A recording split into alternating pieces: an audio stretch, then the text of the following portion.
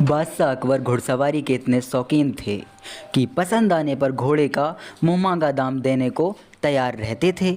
दूर दराज के मुल्कों जैसे अरब, पारसियाँ आदि से घोड़ों के विक्रेता मजबूत व आकर्षण घोड़े लेकर दरबार में आया करते थे। बादशाह अपने व्यक्तिगत इस्तेमाल के लिए चुने गए घोड़े की अच्छी कीमत दिया करते थे। जो घोड़े बादशाह की रुचि के नहीं होते थे उन्हें सेना के लिए खरीद लिया जाता था। अकबर के दरबार में घोड़े के विक्रेताओं, एक दिन घोड़ों का एक नया विक्रेता दरबार में आया। अन्य व्यापारी भी उसे नहीं जानते थे। उसने 2 बेहद आकर्षण घोड़े बादशाह को बेचे और कहा कि वह ठीक ऐसे ही 100 घोड़े और लाकर दे सकता है। वह शर्तें उसे आधी कीमत पेशगी दे दी जाए। बादशाह को चूंकि घोड़े बहुत पसंद आए थे, सो वैसे ही 100 और घोड़े लेने का तुरंत मन बना लिया। बादशाह ने अपने खाजांची को बुलाकर व्यापारी को आधी रकम अदा करने को कहा। खाजांची उस व्यापारी को लेकर खजाने की ओर चल दिए, लेकिन किसी को भी यह उचित नहीं लगा कि बादशाह ने एक अनजान व्यापारी को इतनी बड़ी रकम बतौर पेशगी दे दी।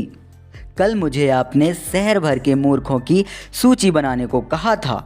मुझे खेद है कि उस सूची में आपका नाम सबसे ऊपर है। उन्हें लगा कि बीरबल ने भरे दरबार में विदेशी मेहमानों के सामने उनका अपमान किया है।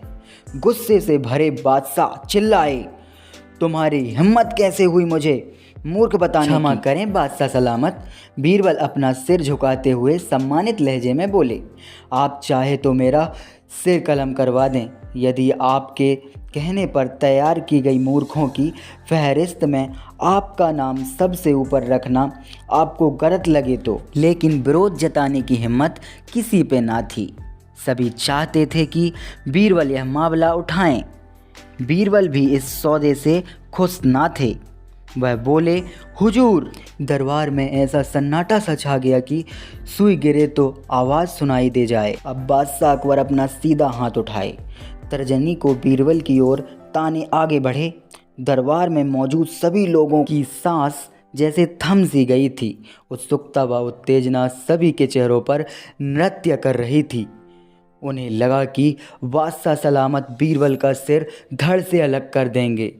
इससे पहले किसी की इतनी हिम्मत न हुई थी कि बादशाह को मूर्ख कहे, लेकिन बादशाह ने अपना हाथ बीरबल के कंधे पर रख दिया। वह कारण जानना चाहते थे। बीरबल समझ गए कि बादशाह क्या चाहते हैं। वह बोले, आपने घोड़ों के ऐसे व्यापारी को बिना सोचे समझे एक मोटी रकम पेशगी दे दी, जिसका अता पता भी कोई नहीं जानता। वह आपको धोखा भी दे सकता है, इसलिए मूर्खों की सूची में आपका नाम सबसे ऊपर हो सकता है। अब वह व्यापारी वापस ही ना लौटे। वह किसी अन्य देश में जाकर बस जाएगा और आपको ढूंढे नहीं मिलेगा। किसी से कोई भी सौदा करने के पूर्व उसके बारे में जानकारी तो होनी चाहिए। उस व्यापारी ने आपको मात्र 2 घोड़े बेचे और आप इतने मोहित हो गए कि मोटी रकम बिना उसको जाने पहचाने ही दे दी। यही कारण है बस। तुरंत खजाने में जाओ और रकम की अदायगी रुकवा दो। अकबर ने तुरंत अपने बीरबल जी ने बोला को दौड़ाया, आपका नाम उस सूची में नहीं रहेगा। बादशाह अकबर को क्षण तो बीरबल को घूरते रहे, फिर अपनी दृष्टि दरबारियों पर केंद्र लगाकर हंस पड़े। सभी लोगों ने राहत की सांस ली कि बादशाह को अपनी गलती का एहसास हो गया था।